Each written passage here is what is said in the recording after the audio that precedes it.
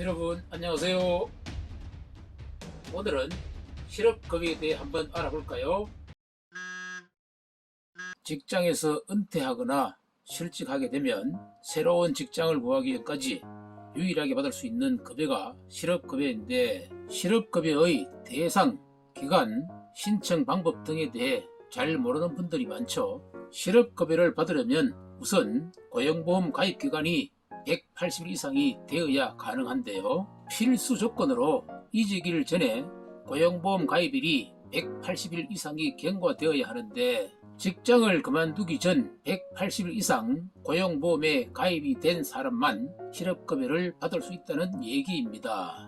여기서 궁금한 점은 180일이 지금 그만두는 회사만 적용이 되느냐인데, 그렇지는 않습니다. 이전의 회사에서 고용보험을 가입했다면 지금 그만두는 회사와 이전의 회사를 합쳐서 180일 이상이면 됩니다. 그런데 무조건 다 되는 것이 아니고 안 되는 경우가 있는데, 이전의 회사에서 퇴사하면서 실업급여를 받았다면 이전 회사의 고용보험 가입기간은 제외됩니다. 자, 이렇게 얘기하면 180일이 되려면 6개월만 지나면 된다고 생각할 수 있겠지만, 고용보험에 가입한 기간은 유급으로 인정되는 날만 포함되기 때문에 무급으로 쉬는 날은 제외해야 됩니다. 대부분의 직장은 토요일이 무급휴일이 된다는 점 알고 계시면 될 것 같고요. 그렇다 보니 180일이 되려면 보통 7개월 이상 가입을 해야 된다는 점 강조하겠습니다. 실업급여 신청 기간은 퇴직일 다음 날부터 1년 이내만 가능하고, 1년이 지나면 신청을 할 수 없다는 점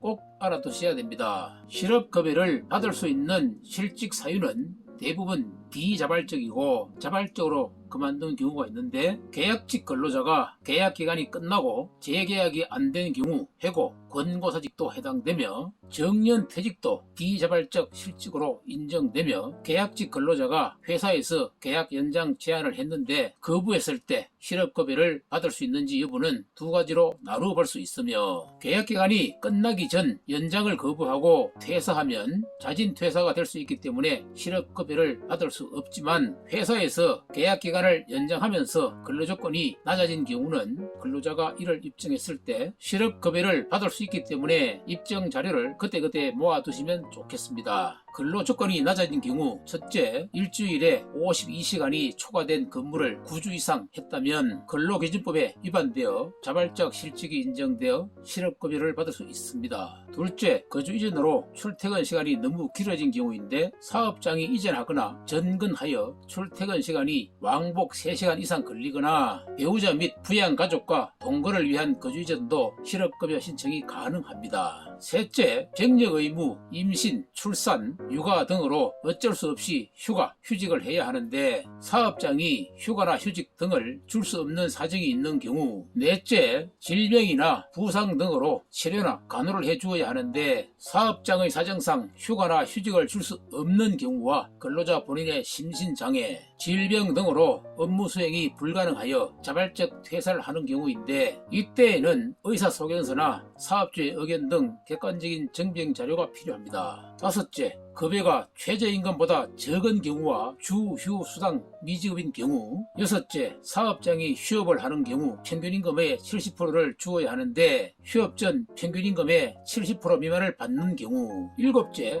채용 시 제시된 조건보다 채용 후 근로조건이 낮아지게 된 경우. 위 다섯째, 여섯째, 일곱째인 경우는 1년 이내에 2개월 이상 이러한 사유가 발생한 경우 실업급여 신청이 가능합니다. 임금 체불이 1년 내 2번 있었다면 자발적 퇴사라도 실업급여를 받을 수 있는데, 이때 급여가 2개월 이상 연속으로 밀린 게 아니라 1년에 2회 있었다면 가능합니다. 여덟째, 30% 이상의 임금 체불이 1년 내 2개월 지연된 경우 자발적 퇴사를 해도 실업급여를 받을 수 있는데, 월 급여 중 30% 이상의 급여가 2개월 이상 연속으로 밀린 경우입니다. 사업의 인수, 합병, 사업의 일부 폐지, 업종 전환, 조직의 폐지 축소, 사업 형태 변경 등으로 자발적 퇴사를 했더라도 불가피성이 인정되면 실업급여를 받을 수 있습니다. 그런데 월급을 적게 받았음에도 불구하고 월급을 적게 받겠다고 동의를 했다면 실업급여를 받을 수 없는 점 명심해야 합니다. 끝으로 비자발적 퇴사이지만 실업급여를 못 받는 경우가 있는데, 회사에서 비자발적 퇴사 이유가 직무와 관련된 범죄 등의 이유이거나 사업에 막대한 지장을 초래하거나 재산상 손해를 끼친 경우,